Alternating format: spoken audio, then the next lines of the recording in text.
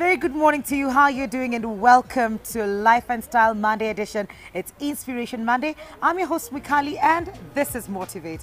Today, we talk to a lady. She's Kenyan, based in Norway, but she has had to break barriers. She did not wake up and become the lady that she is today, but she had to go through so many things to define the woman that she is now. She's an author, and I'm holding one of her books. This is the first of many. It's called Resilience. She's an author, a philanthropist, a consultant, and so many more. And she's also a motivational speaker, speaking about her life to change your life. She's called Caroline. How are you, Caroline? I'm very well, thank you. You look really good. Thank you. Was it themed to be red? Yes, of course. Red is my color. The headband. Yes, I come from Kalenjin. You come from the Kalenjin community? Yes, so you understand. Yes, totally. It looks really, really good. Thank you, thank you. I understand you're in Kenya for a while before you go back to Norway. Yes. But you are Kenyan. Yes. You are Kenyan, you lived here, but it wasn't easy. It wasn't. It wasn't easy. How many are you in your family? We are 17. 17? Yes. Were you in the middle, the first, the last? Where were you? I'm second last. Second last. In both families. Okay. Yes. My dad hailed from Kapsabet. Okay. My mom from Kikuyu land, one of Kikuyu lands, but they settled in Nanyuki. So I'm the second last for both families. Okay. So my dad had another wife. That is how we ended up being 17. So my mom is the last wife, yeah? Okay. Second wife. We are 9 from my mom. Okay. 4 boys and 5 girls. Wow. Second last. Second last. And the last of the girls. And the last of the girls. Reading about you and the things that you've had to go through, one of the very first things we encounter when we look at your story is you stopping education, or your education comes to a stop at a very, very young age. But unlike the boys who continue to go to school, you had to face that, cultural barrier first. Maybe you can tell us about that. Mikali, I was born and brought up in Nanyuki. By the time I was being born, my parents had moved from other places, but where I remember well is Nanyuki, where I was born. Yeah. And at that particular time, I would not say that poverty was the major issue. Actually, up to date, I've never understood, because my dad, being a Kalenjin, he had a lot of animals. So if he wanted to send me to school, he would have sold a few of them and send me back to school. According to me, the way I look at things today, and I look back and I try to reason out now that I understand more better than then, I realized that there was an element of gender-based biasness. Yeah? So I did my first KCPE in 1993 at the age of 15. And at that particular time, based on my parents' background, it was a tradition that at that particular age, girls were supposed to be prepared for adulthood. And now that I was a girl, my time was due. So I was taken through rite of passage for girls. And during the seclusion period, I was taken through the lessons that girls used to be taken then, as we are prepared to be mothers, and you can imagine at that particular age. At 15. But the good thing with my parents was that we were not forced. We could just decide to get married or not, so there was not something like early forced marriage. Okay. But I thank God. When I was growing up, we didn't have role models. And this was not only for my family, but the whole village. Yeah? Yes. Girls would go through rite of passage, or those who did not go through the tradition would do their final exam and drop out of school, get married at a very young age. So I believe up to date that it was just God's wisdom, that He had given me wisdom, that I observed the way girls in a village were living after dropping out of school and getting married at that particular age. And I had made up my mind early enough, at around when I was about in class 5, thereabout, that I'll never get married at a young age, and I'll never ever get a child out of wedlock. So, and I think this helped me when I realized that my parents were not planning to send me back to school. So what are my parents to do with me now that I'm now an adult now? You see, overnight I've become an adult. Yes, you're 15, you're an adult now in their eyes. Yes. You're not going back to school? No, You no, don't no, want to no. get married? You don't want to have a baby? No. So what did you want to do? So I didn't know. I didn't know what I wanted to do, but one thing that was clear in my mind, no, not getting a child, no getting married at that particular age. Yes. But well, my parents decided to send me to Kapsabet to stay and live with my auntie, who was my dad's sister. And after arriving there, I just realized that what she was doing for a living is brewing changa and making busa, and that is what she introduced me to. And what else was she supposed to do with me? I'm there. So, well, she trained me, you know, it's just being shown around how to do it, and within 1 to 2 days you're good to go. Yeah. And we did this faithfully, and this is what we are living off. For how long did you do this? After 2 months thereabouts, I realized what I was fearing would happen in that particular environment, because was it just brewing, or was it open for people to come and drink from the place as well? We are brewing and selling, so we are in the business. Okay. Yes, and the sad thing was that that particular village had a very bad culture in my eyes, that even children, young people, old people, women and men would just come knocking at our door at 6 a.m. They want changa, they want busa. So, and I realized that, well, in that particular environment, chances were that Mzee would just see a potential third or fourth wife, and they would just approach my auntie, who would talk to the brother, and then maybe they'd get a few cows and also all things. Yeah? So I decided, no, I have to go back to my parents. But they're actually taking the cows. And not giving you away. It's like, we'll talk to her, you bring the cow. Luckily, they didn't do that. Okay. Yeah, they didn't do that. So I left and I went back to my parents in Nanyuki. And while there, I realized I did not have a lot to do. You know, now I've already graduated according to them. And there's a way I'm supposed to behave when I'm home, because now I'm an adult. And did you ever think about going back to school? No. That dream, that boat had sailed. Ilienda peke yake, sure. So I was just there to figure out what I wanted with my life. Yeah. And you know, at that particular age, even if your parents are not telling you, I think they are wondering, you should do what your age mates are doing. So, but that is what I didn't want to do. So, well, there, one of my sisters, she was living in a village called Riki in Nanyuki. She came for me and told me, oh, I have a friend at Nanyuki Airbase who need a house girl. Would you consider that? And I said, yes, of course.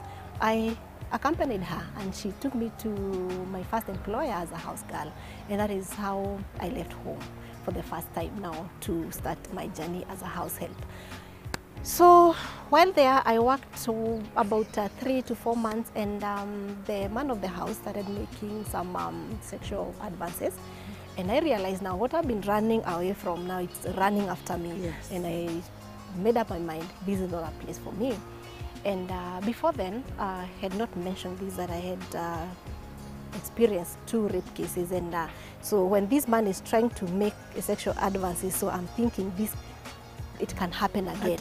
So no, I realized, I just made up my mind, I'm not going to stay here. So I told the wife that I'm going to leave, but she never even asked why. I was working, and we had a very good relationship, just like a boss and a house help. Yeah. So she said, it's okay, you decided. So I stayed with her for 2 weeks. She looked for another house help, and I left, went back home. Stayed with my parents kidogo. I was helping them in the farm, and yeah, kidogo too. And as a girl child, you know, I needed some moisturizers here and there, and a few other stuff. Yeah. So, and the funny thing is that you see, I told you ours was not an issue of poverty as such, but my dad especially had other priorities. Yeah, one for the road, and the guy, the moment he could get money, he could disappear for 3 days and come without even shoes. Yeah. So money wasn't the issue. Yes, we had that element, but mismanagement. Actually, I would say mismanagement of resources, because my mom was a very hard-working woman. She would do farming, and my dad would take everything and go sell it at Nanyuki cereal board. Yeah, but my mom will never know when the money is coming in and when it is finishing. Yeah. So in October 1994, my another sister, who lives even today in Meru, came home with a similar story. I have a friend who need a house help. So, and because you're not doing anything with yourself here, so why can't you Just come. just come with me?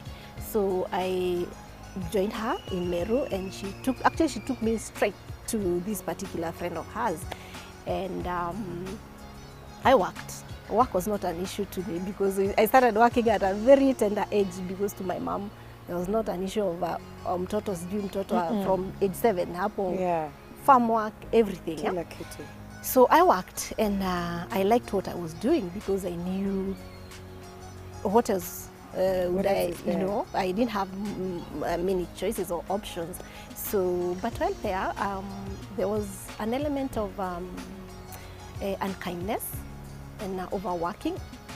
By this time, I'm 16 years old, but I was working like two women, you know, grown-up women, yeah? Two put together. I tell you. So, and one time, the mother-in-law of this now, my employer, was so concerned that I was being overworked, and she approached her daughter-in-law and asked her, would you kindly consider probably reducing a lot of work that you're giving this particular girl? And then she said, it's my money. And remember, at this particular time, it is my money. It's about, she started paying me 400. By this time, salary had already been increased, and I was getting about 500.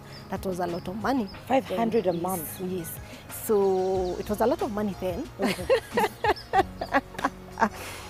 And when she talked about it's her money that was working, I felt so disrespected and not valued.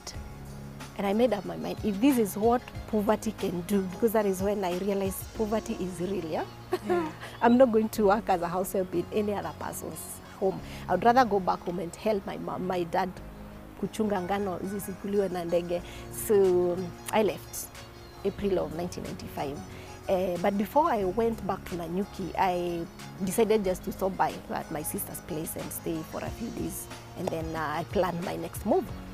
But my sister at this time, she was employed to work in a boutique where she was selling clothes while doing her hair stuff, beauty things. She's very good on hair. One of our clients come, an old woman, not an elderly woman, not an old woman. So, and she find me here, and then she says, oh, I have my daughter who is due to resume college. The daughter had just taken a maternity leave. She got a baby while in college. And now it was her time to resume and finish her school. Now they needed a nanny. So she talks to my sister if I would go with her. But remember, I've just decided I'm not going to be employed again. Yes. So my sister pleaded with me, and we agreed on that I would go and help them for 1 month, within which they were supposed to have pangared themselves and get a house help. So that is how I ended up in a place called Kaderi in Meru. And let me say, from the first day I went to this particular family, the way they received me, you know, from the gate, welcome, they're taking your bag and you're being shown your bedroom with a mattress and wardrobe, and you're like, okay, this room for me and the mattress. You know, that was something that I had never thought, because now this previous employer, I used to sleep in the kitchen, so I would do my stuff, clean the kitchen and put my kaka, small mattress there and sleep. And here I'm being given a whole bedroom with a big bed and mattress and wardrobe. That was fantastic, you know. So already the first impression was that these people would be good, yeah. But I had decided I'm just staying for 1 month. And now, when the evening came, something unusual happened that I had not experienced elsewhere. I was supposed to be a nanny. This woman had her house help and a shamba boy. So we are called in the evening after the meal was ready. We are supposed to pray, eat together. And I was like, okay, as now we sit with our bosses and eat. That was never happened. Yes. Then we prayed and partook of our dinner, and from that time I started changing my mind, and I'm like, okay, and I'm staying here for only 1 month, but because I said I'll leave, nitaenda tu. So well, but I didn't leave. After 1 month, I wanted to keep my words that I was to leave, but I knew that I was not that determined to leave, Yes. because now I'm really learning nice this family. environment, They yeah. are good people. Yeah. Their kids are also good. They are lovely. They treated us like, like human beings. I would say like human beings. Yeah. So 1 month was over, and I told now the grandmother that we had agreed that I'm going to stay for 1 month, and then she says, okay, no problem. You just wait for the mother of the baby to come, and then you tell her you want to leave. Then they don't even have plans to release me. So when the mother came, I reminded her, but she said, I have no problem if you want to leave. So you just live with your baby. And I'm like, now where am I taking this baby? The boy was on 8 months old only. So, and that is how I remained in this particular family. So I lived with them, and when the baby was 1.5 years, now the house help, moms, I call her mom, mom's house help had left, and she was looking for another house help. And I asked her, Mom, there's no one. Mtoto tu amekuwa sasa. He cannot just prevent me from doing other house chores. Yeah? So Mom told me, if you want to do everything, you'll just work, and I'll be giving you the salary. By this time, when they were hiring me, they had asked me, how much do you want us to give you? And I was thinking now. That's a tough question. Yes. And I then thought, then I would say 300. Wakisema it's a lot, then I'll negotiate 150 will do me good, because no, it's a baby, only baby we carry. So, but they laughed, and they said, no. Actually, now they started, my start salary was 500. That was a lot of money. And by the time now I'm proposing that I just take over everything, they had increased my salary to 600. And now the other house help was being paid 600. Now Mom says she'll be paying me the other salary, 1,200. That was a lot of money. I almost hired a man. A lot of money. Yes.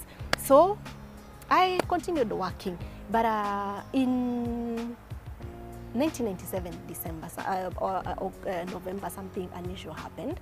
It was during election year, and a brother to now my mom was vying for parliamentary seats in that particular area. And I would come at night, wamechafuka na watu wa campaign, and I would cook for them, maji ya kuoga, and clean their clothes. And now she had lost the seat, and then he had lost the seat, and he was so sad. And I didn't know, they were just seated. They had like a habit of just taking breakfast outside. And I prepared my breakfast as usual and served them. They were now the couple, Mr. and Mrs. Kabiti, and the brother to Mrs. Kabiti. We were just seated there and discussing. I didn't know they were talking about me. I came to learn through Mom later. So after serving the breakfast, my mom calls me back and asks me, Karo, ukarudishwa shule unaweza soma? I never even thought twice. At this particular time, I'm 19 years old. And you're thinking Form 1? Not even Form 1. Now, they have not even told me which school or where. They are just asking me, if you're taken back to school, would you study? And I never thought about it. I just said yes. But something funny was that that particular year, I was a very good Christian and a prayerful lady. That year, I had dreamt like thrice, While in school, I'm playing netball. I loved netball when I was in school back then. But I would dismiss a dream as a dream. So when they mentioned about the school, I never even thought about it. I just said yes and ran to my bedroom, knelt down, and I thanked God. God, I pray, may she not change her mind.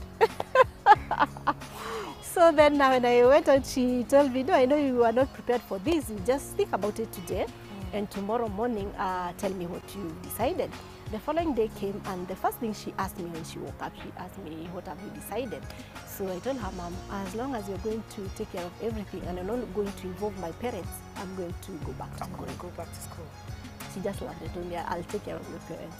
So, so you went to school? Actually, she never even went back to school. She went in a nearby public school and booked a class for me for next year, 1998. But now we agreed that because she told me, I'm not taking you to school to stop at Form 4, I want a degree.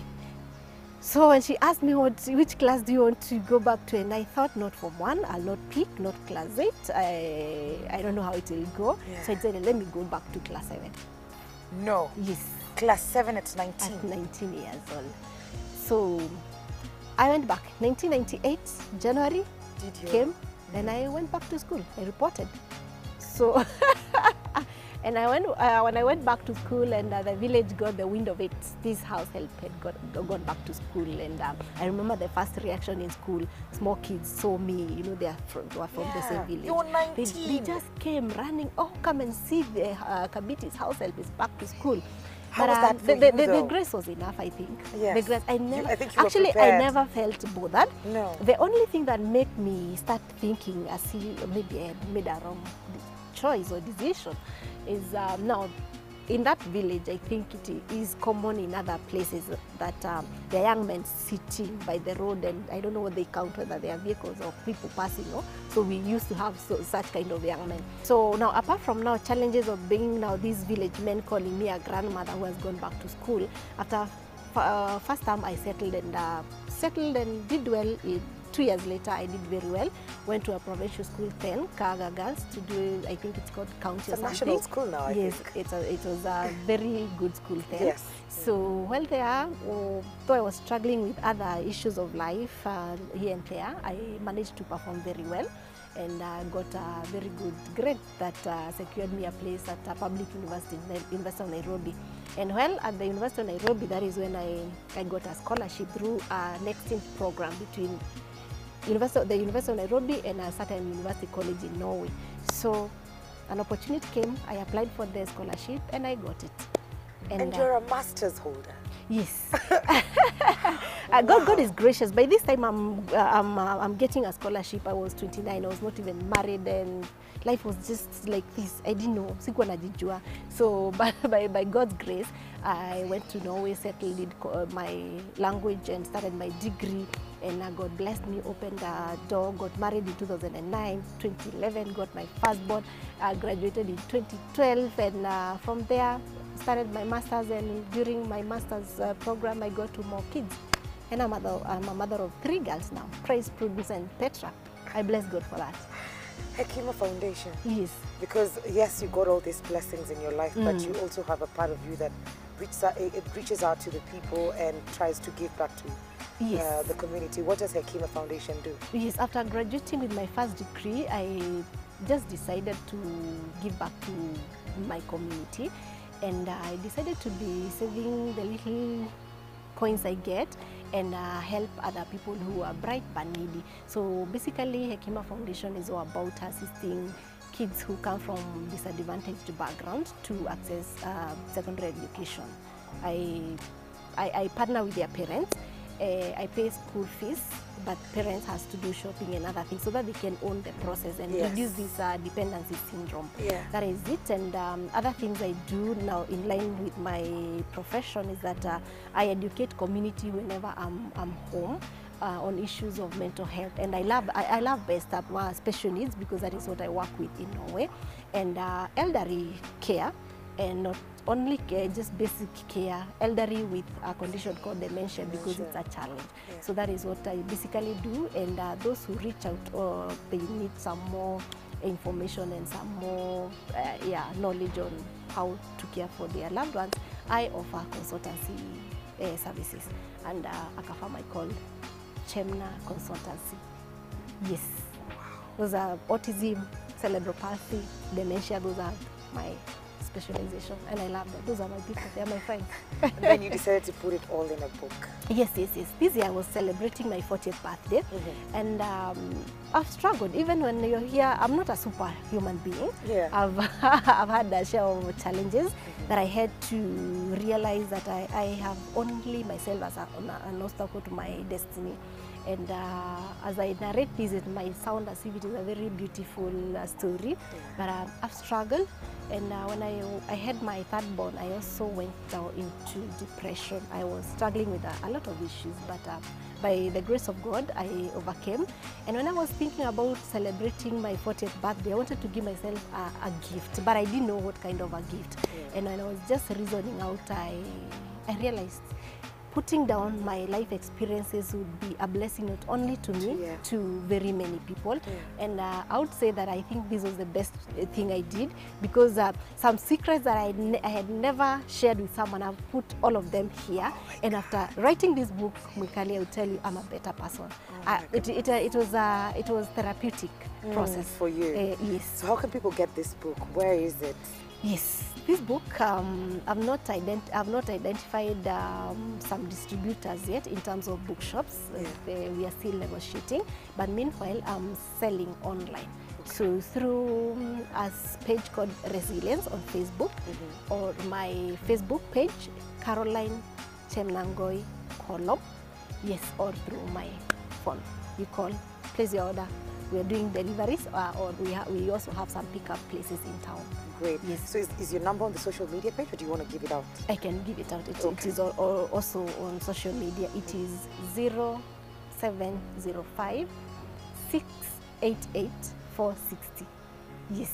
If you call that number or you text that number, you'll get your book in a matter of... any other services that they might need from you. Sure, Probably a parting shot, a philosophy, a mantra, something that has kept you going even through the challenges that you've gone through, that little hope that you had inside you that never sort of died, that you are hopeful that you'll probably get to, live your dream, that pushes you to even be a better person every day and give back to the society. At some point, life would be so hard, but whenever I called my Father in heaven, and also being a hard-working person and focusing on who do I want to become.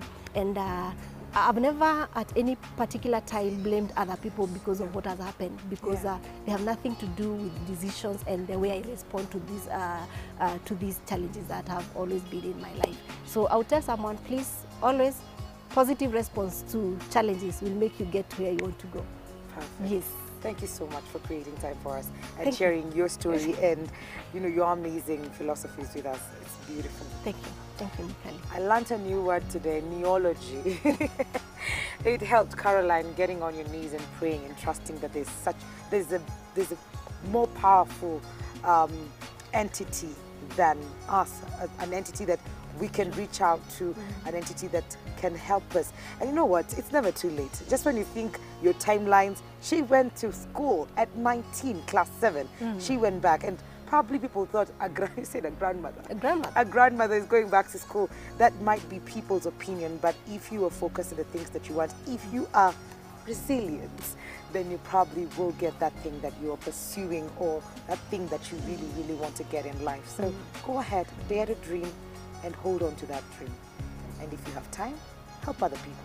And remember, if you're positive, if you have a positive outlook, those challenges, they will not stop you. Very true. They will not stop you. This has been Motivate. Coming up next, we've got Catherine Mwangi on Books and Blogs. Thank you so much for your time. I went through all these things. Now you are helping me reach out to so many people, through different platforms like this one. And that gives me so much joy. Yeah.